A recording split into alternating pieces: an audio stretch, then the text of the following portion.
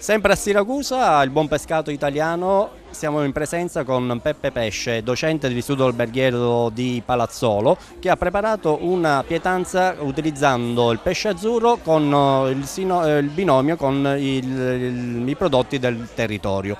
A te Pesce, quali sono stati appunto gli ingredienti e il modo di preparazione del piatto? Intanto anche il nome del piatto. Il nome del piatto era un capone leggermente scottato con una caponata e un uovo ubriaco.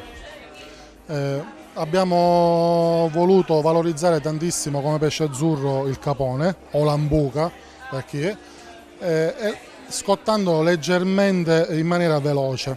E poi vabbè, tutti i colori degli ortaggi della caponata, melanzana, peperoni, sedano, cipolla, per rendere un po' più vivo il piatto.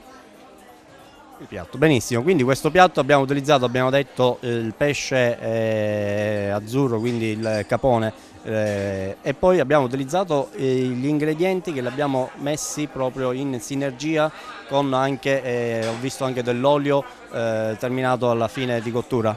Tutti gli ingredienti che poi venivano accostati al piatto sono tutti gli ingredienti del territorio, l'olio Monti Blei, concentrato di pomodoro, zona di Pachino, cipolla, giarratana, quindi quelli vanno a completare sì il piatto ma a renderlo unico e particolare.